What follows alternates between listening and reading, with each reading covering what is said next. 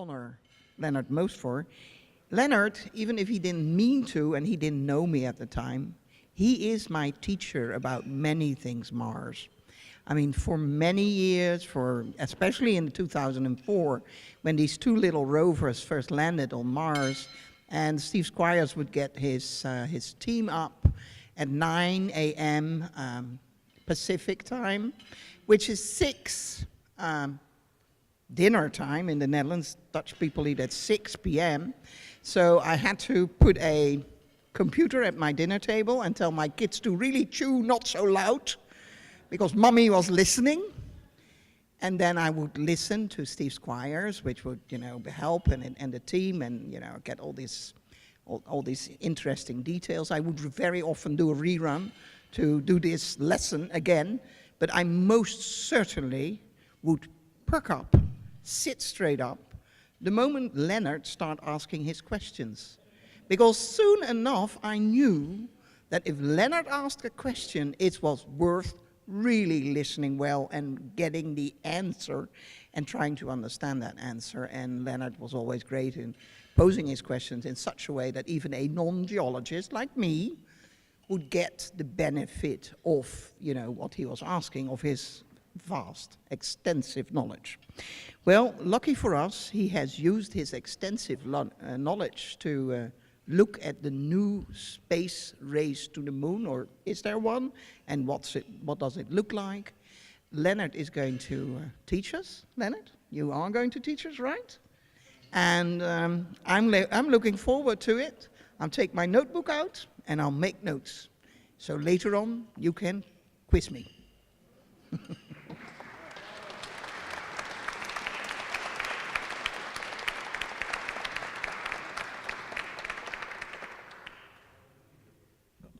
Well, welcome to Washington, D.C., where you choke a chicken down, and I think I'm okay.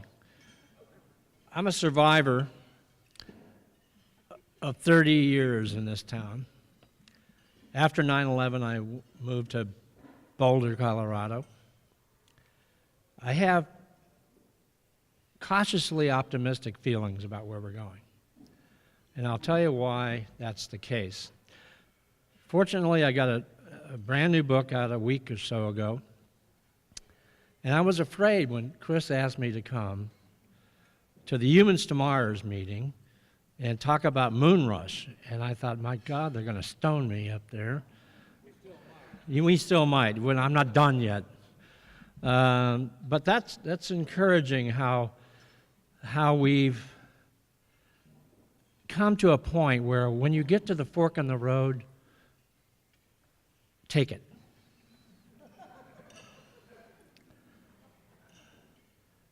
And for me, as somebody that's spent a lot of time writing about Mars exploration, we're sort of at that, when you think about the moon, you think about Mars, we're caught between a moon rock and a hard place to get to. So with that, I just want to get going on my thing, because, it's a puzzle piece. I'm not sure how this is going to play out. Now, I'm a journalist. I'm a writer. I've been writing about space. I say for 50 years, because here's the point. In the late 50s, I used to write a newspaper to sell for 5 cents in the neighborhood. And it was about space. It was coming, and the V-2 rockets were taking off from New Mexico. So that's how 50 years of writing about space, look what happened to me. But I went through a Sputnik moment. I was, pretty young, but I remember Sputnik, and we all should remember Sputnik, because I think we're headed for a Sputnik moment, I think. And it has a lot to do with other countries and their interest in space exploration. Of course, a young president set the United States on a trajectory to go to the moon for the first time. And NASA was looking at themselves going, a newly formed agency in 1958, can they pull it off within a decade? Khrushchev, a lot of people don't realize how Kennedy actually asked Nikita Khrushchev, the head of the former Soviet Union at the time, you want to come along with us? Didn't happen. He rejected it. So the space race got off with a pretty good start. Just prior to Kennedy talking about this kind of thing, we had Vanguard blow up on the pad. This was, as a kid, we were going into space, but America's Sputnik goes kaputnik was the headline that I remember as a kid. Okay, so I've got over 6,000 slides here to go through, and I'm going to go as fast as I can and try to be cogent, and you can yell at me later. So I think there is a space race, and it's an interesting new dynamic to what we think of as a space race. Not only countries are going to space, back to the moon, onto Mars. We also have Jeff Bezos, Elon Musk. We have a commercial space race going on between billionaires. And then we have, on top of this now, we got the NASA public-private partnerships, which is really difficult to say when you had all this wine. But that's an interesting dynamic, and we'll see how this plays out. Okay, so where are we headed? This is my answer. Psychic fair canceled due to unforeseen circumstances. For booking info, call this number. So that's sort of where I am right now. It's hard to remember back in 1902. I'm not that old, but I did watch this film again for writing this book, Moonrush. And, this is one of the first science fiction films that came out. And it was about the moon, going to the moon. And it enthralled audiences, and a special effects wizard and a French filmmaker made this film. Then we obviously have things like Jules Verne, From the Earth to the Moon. These were all popular things in the public consciousness about the moon. This is what I really remember. Jackie Gleason, one of these days, Alice, bang, zoom, straight to the moon. Followed by this cartoon, it's Alice Cramden. Okay, now here I am. I grew up in San Diego. We're talking 50s, 55, 56. Disneyland opens. And what do they have? I hated Jungle Land. I didn't like Adventureland. I didn't like Main Street. They had Tomorrowland. I went to Tomorrowland. I've gone to the moon many, many times through e-tickets. I took e-ticket rides on this thing over and over again. What this ride did for me, this is kind of some pictures from inside. You had two separate rockets that were kind of fueled up, ready to go to take the audience. And it's a 10-minute ride because you got to cycle these people through to make money on this thing. But we all sat in a circular thing, and there was a screen down below, there was a screen above, and we left Anaheim. This was Spaceport Anaheim. We go to the moon, and when you go to the moon, let me back up here because there's a cool thing here. The thing that struck me is we got to the moon, and we went to the far side of the moon, and the captain shot off rockets, flares, on the darkened far side of the moon. And it would, you'd see unique features. It happened a couple times. You do 2 or 3 of these flares, and I think the third one, there was a structure on the moon, on the far side of the moon. It was a city. And he goes, and we just don't know where this came from. And you're sitting there at like 12 or 13, and you're going, oh, this is good. This is good. So but then you circle back and you head home. You have to get back home. This is a 10-minute ride.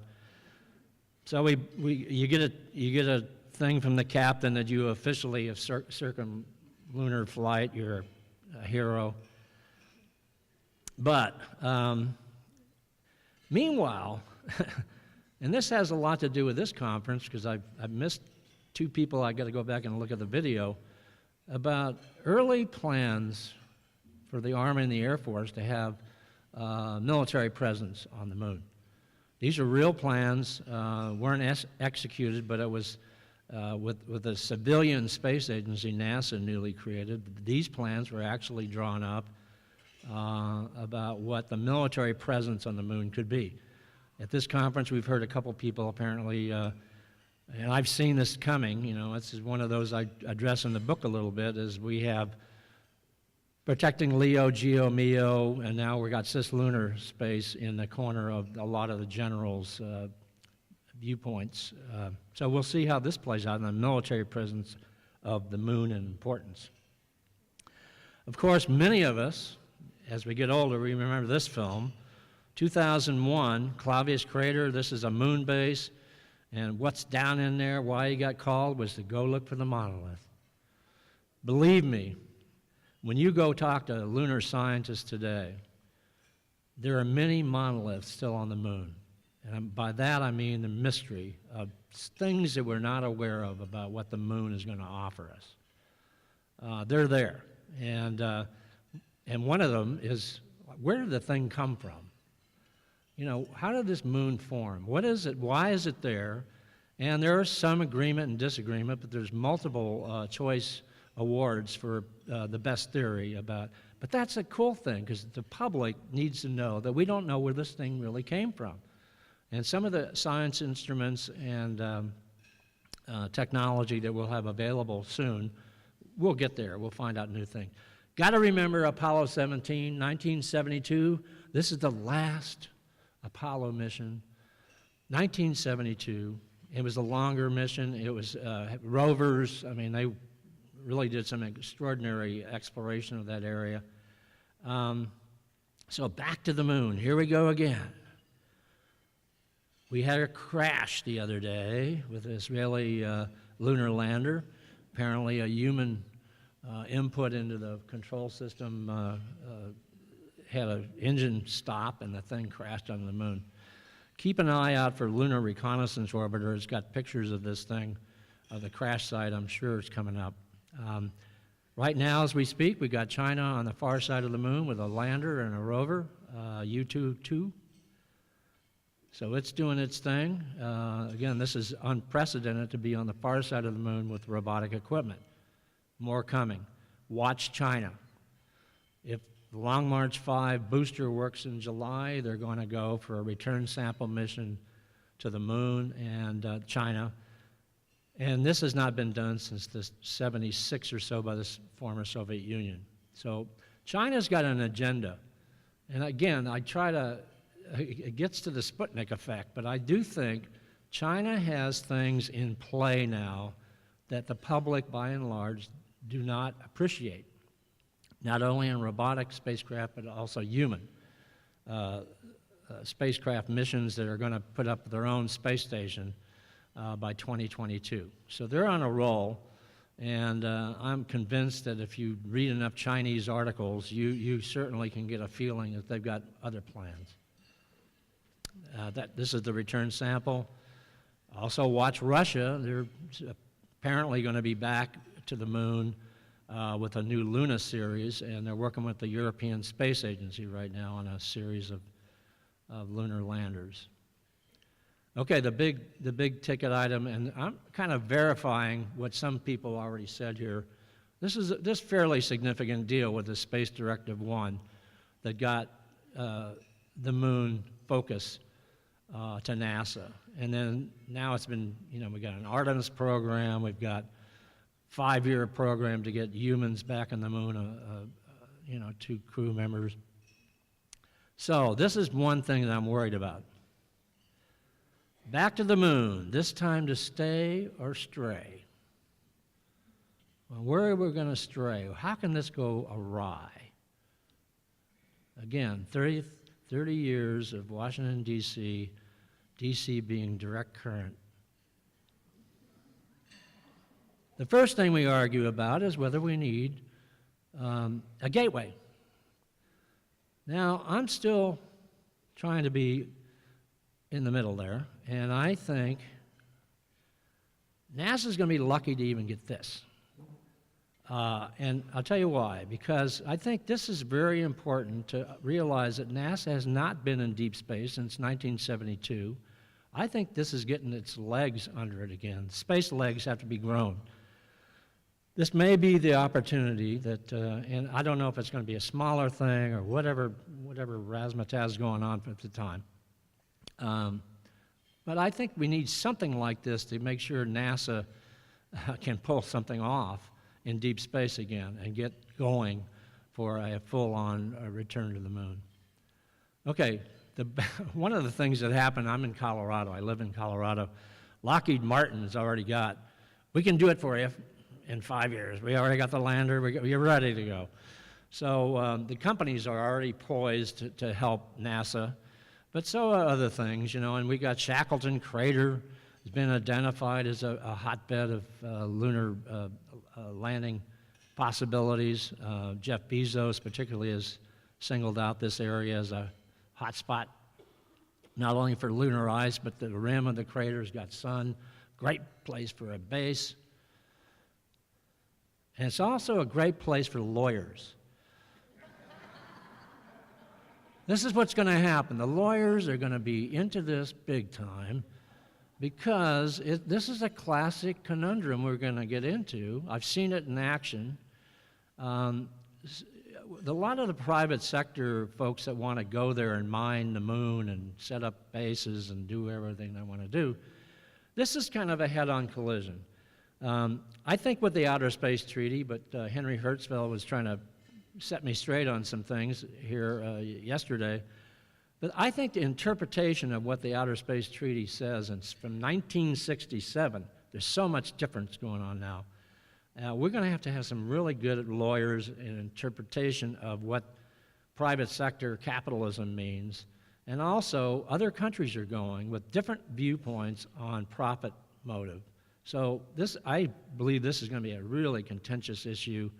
But, you know, in some ways, it's kind of cool. We got lawyers there first, so something's going on. There must be some money to be made. So, okay, that's not a bad thing. Okay, the European Space Agency. I'm going to rip through these now. We got the Moon Village. They want to have a Moon Village. Jan Werner, the head of, heard the other day, you know, they got their plans for a kind of a Moon Village. They're looking for a mayor now, and it's pretty official. There's some designs. They've already got an architectural company, you know, Foster and Partners, design what they think it could be like. You've got the 3D printing people coming, unbelievable, using a lunar, you know, live off the land to create structure. So this is you know, we're getting there with but, you know, again, the thing you got to remember, artwork is cheap.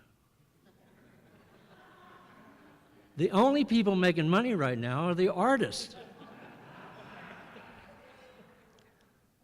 Here's some more artwork. Construction tools. One thing that I'm really wary of is a lot of experiments going on down here in labs. Got lab work. One gravity, you know, they turn on the solar thermal lights on the thing and see if it works after that. And the only way we're going to find out is on the moon. You're dealing with 1/6 gravity, and you try to bring all the different environment together. You'll find out how these things really work. But again, the artwork is cheap, and I've got a lot of it. There's some more artwork. This is an interesting concept by NASA, the Space Technology Mission Directorate, Kilopower Project. Looks like this is perhaps a winner for powering up with multiple units of these, any kind of lunar operation. So we've got some power issues on the moon, but I think we're making some progress there. There's also work on how do you walk on the moon correctly. You know, you don't want to fall. Several of the Apollo astronauts almost had you know, they tumbled. And so, you know, Buzz, my buddy Buzz, he was one of the first guy to do the kangaroo hops and try to understand mobility on the moon. But I think we got to go back and explore this with new spacesuits, and here's some of that work that's going on right now. So there's exciting work there. Okay, we got Bezos. Interesting. This is a new dynamic. He's doing suborbital flights. He's going to start putting tourists at near, you know, high flights, suborbital flights. But he's got a whole agenda here of new boosters and new vehicles. Again, good artwork. We've got to see these things fly. And just the other day here in town, he unveiled the Blue Moon project. It wasn't unveiled, but certainly the designs of what he sees as his robotic lander being scaled up for human operation.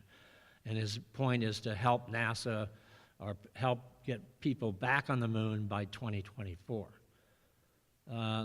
You know, one of the things as a journalist I never thought I'd be doing is talking to billionaires. But, you know, this guy is a really classic. And Branson is going to, Sir Richard Branson is going to be flying the Spaceship Two. You know, if everything goes right, looks like they're going to shoot for the end of the year in Spaceport, New Mexico. Again, tourism at suborbital heights. But I think this is getting to something. This is a little bit on the space race, a race of people that actually can do space all the time. You have availability of near-Earth space, and Branson is pretty good on environmental overview effect. He really thinks that this is going to kick off people's vision of saving the planet, being more environmentally cognizant of what we have to do in the next few decades before we all lose the launch pad here and we don't go anywhere. Bigelow is another person I've met over the years. Very interesting. He's got big plans for lunar. You know, by my habitats, we're going to put them on the moon, expandable habitats. And then you have Musk. As much as he wants to go to Mars, he's also got plans for the moon. Okay, I'm going to speed this up. Moon power. What do you do on the moon that could be economically viable? Whether Shimizu, a Japanese company, is already looking at creating huge farms of solar cells to generate energy for beaming back power to Earth. I talk briefly in the book about a space elevator for the moon. We have trouble with the space elevator on the Earth, and we haven't built one yet. There's so much problem with getting that thing out of orbital debris, and you know, we got material now that looks promising for a super tether. But on the moon, airless body, this could be a pretty cool thing. This would be a game changer of how we move about on the moon and put more payload on the moon. Sports stadiums on the moon, that sounds good. Huge colonies, okay. And one of the things I talk about is the moon temple. You know, we've got designers, artists now that want, okay, let's go to the moon and put the moon temple up there. Okay, now this is cool because you can be in the moon temple and start thinking, should we go to Mars? And there it is. It only cost a dime. Okay, so I'm kind of shifting gears into my Mars book. We know Mars is hard, particularly when you run into it about a couple hundred miles an hour. This is the European Space Agency Chaparral lander. Did not successfully make a landing. So Mars is hard in multiple ways. But Mars is going to be in vogue as much as we're going to the moon. I mean, in 2020, we're having a slew of spacecraft that are going to take off from Europe, China,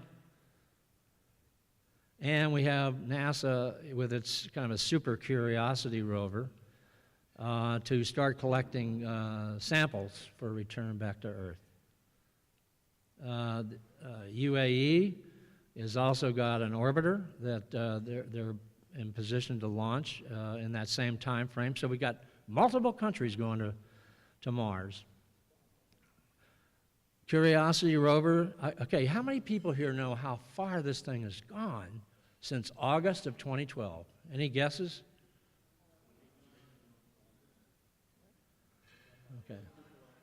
Okay. Whatever that is. 5 miles, there's always a miles. 25, really? Okay, well, it's just about ready to go 13 miles now, from August of 2012. Okay, you talk to any field geologist, they can move a lot faster than that damn thing. But it's doing great work, and they're doing really exciting work. They've been making progress up that mountain. So, okay, but the pictures that come back, every morning I go onto the raw images of Curiosity, and it's pretty staggering. to see this thing. Every time I look at this, have we been somewhere like this on the United States or somewhere in the Southwest desert? I mean, the vistas are really impressive. There are also boulders that could come down and crash on your habitat, so I'm worried about that. Okay, in the Mars book for National Geographic, I talked about the home base, and we all know analog missions are underway. People are, want to be Mars-nauts, and there was several people here that I talked to yesterday that just came out of an experience with the Utah analog mission and enjoyed the whole experience for a week. Hawaii, same kind of setup. But one of the things that I got a call from Nat Geo to do this Mars book a couple years ago, and it was because I was at a Mars meeting in Texas where we actually had hundreds of scientists selecting sites on Mars where we should go with humans for the first time. So it's not like we're making no progress on where to go on Mars. And this is going to be even honed down more in the next year or so. Came up with new ideas about exploration zones, resource zones. That was the big thing. ISRU, living off the land on Mars. Now, again, the artwork is Spartan. It's kind of sparse there. You get these kind of cans, And this is actually, this ladder may cost $1.6 billion. That's what I'm worried about now. With a NASA increase, it could wind up in that ladder. Okay, but then, this is Whole Foods gone crazy. You got to live off the land and live on the land. And this is the kind of, this is slim and trim people on Mars, eating that kind of thing. Architecture is bursting with new ideas of how to use local resources on the moon, on Mars, like we're trying to do on the moon. And using 3D printing to use the material to create habitats that are much different in design than cans. I love this one where you use water ice to create an ice house. Good view. Again, artwork cheap. Then you have the caves, underground caves. I thought this was an evolutionary twist of the story for humans. We started out from caves and we're going interplanetary to go back into caves. Okay. I can't imagine Mission Control allowing these people to go into caves when we don't. We've got Mars quakes now. Just the other day, we got a lot more moon quakes that we didn't know about. Okay, Marsland. The key thing here is watching humans and robots work together. I believe that's the scenario that we should be following. I'm going to cut through these pretty quick because I know we're running out of time. One cool thing that I'm fascinated with is, different kinds of exploration techniques on Mars. Ballooning. We're going to try for the first time Mars 2020, NASA's Rover, to launch a helicopter. I think that's a very exciting new development in technology. There's some other ideas about gliders on Mars using the UAV type operations. This is all robotic, run from the camp. I love the tumbleweeds.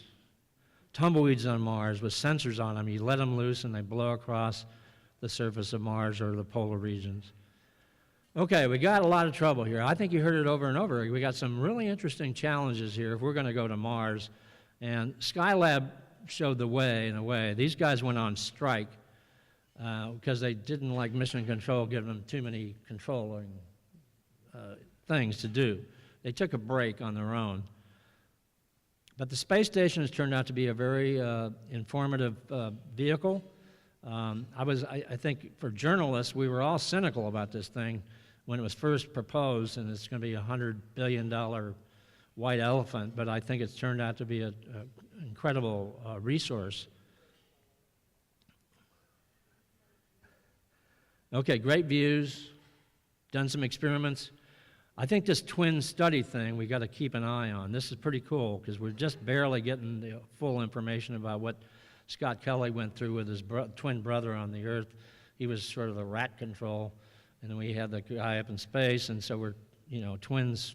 That's a pretty impressive study, and we're learning a lot more. You got to cut hair in space. That's one of the big technological breakthroughs. You have to cope with people that may not be able to play a guitar or play sax. And then you have the clowns. Okay, but it's always the signs of life on Mars. I grew up with Viking, and it was an incredible mission where they packaged we had the audacity to ask, is there life on Mars? We put a bunch of experiments together. And we had 2 landers land, 76. And, I think my view is that we asked the Viking landers, is there life on Mars? And they gave a very crystal clear answer. Can you repeat the question? We got work to do on Mars. Life is there. We're going to find it. How many people know what these are? Okay. This is, I go to conferences, and the first time I heard this, can they come up with a better name? This is recurring slope lineae. This is very exciting for the public.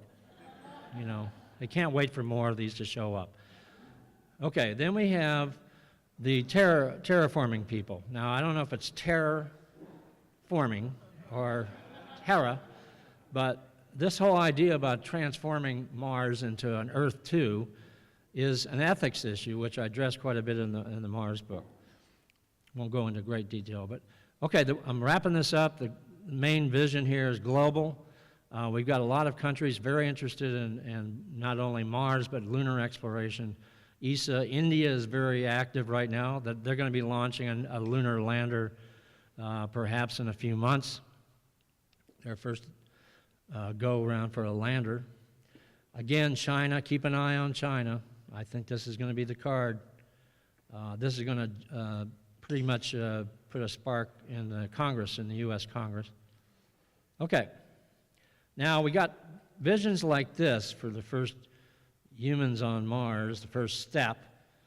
And after all that 6 months getting there, I always think it's going to be one giant stumble for humankind, because if they fall down, it's going to be on camera. But from that to this, this is a big leap of where we want to go on Mars and beyond. Must to Mars, okay, we're going to see big spaceships with lots of windows. If he wants colonies, you got to have windows in those things. Now, okay, I'm still toying around with this. This is now history, and I'm trying to figure this out because it just showed up on my computer one day because I was sitting there fooling with words, and I thought, well, maybe we're in something unique. Maybe this time is our time. This is now. We can go back and talk about lessons learned and Apollo and all these things. This is now. This is something we're doing now. And you think about exploration of ships in the past. We had sea serpents. We had the flat earth people. We had scurvy. I think microgravity is probably like scurvy. I think we're gonna combat all these things. Radiation. Oh God, it's so radiation. I think we're gonna solve all those. And how do you do that? New suit designs are coming. Humans have gone in every environment on this planet, in most extreme environments, mountaintops, desert, underwater. We do that. That's what we do. People conquer environments, and I think that's going to be the same way with the moon. We need new suits. This person was arrested in Boulder the other day. But technology changes. This is the thing. I got this slide, and I couldn't figure out if this is the first hearing aid before microelectronics, or this was the first search for extraterrestrial intelligence. I don't know. This is my mom. She was afraid to point that thing at anything in the room except for the TV, because she thought everything was going to explode around us. Okay, this is all old technology. And the main thing is we're pretty creative. People are creative. We got some clever people out there, new ways to do things. Gets back to now history. Technology is unbelievable what we have now compared to the 60s. Okay, my soapbox, last few slides. Hear ye, hear ye. I have no idea why that guy has got a, I mean, people in the town must have known that guy. He didn't need a black thing on his face there. Anyway, political will and leadership. We've heard this over and over. I don't know where we're going to go. Administrations change. I've seen this in this town over and over again. People applaud ideas and we get going on things. The money doesn't show or it gets misspent. So this is sort of a key slide. Capitol Hill or a lack of capital. And look what we've gone through here. When Nixon was the benefactor for the President Kennedy's commitment to go, and he welcomed the Apollo 11 astronauts on the carrier. We've also gone through the Bush era, visions of space exploration. We're almost kind of reinventing Bush Jr. here with his back to the moon philosophy. We didn't have money with it, but he had a pretty good program. Obama, trash that guy's thing. We're going to an asteroid. Buzz and Neil have already been to the moon. So we had a shift of gears there. We had a different kind of program that we were going to put together. Mars was going to be in vogue. Obama wants to be alive when we have humans in Mars orbit. So where are we headed? That's pretty much it. This group is good at this.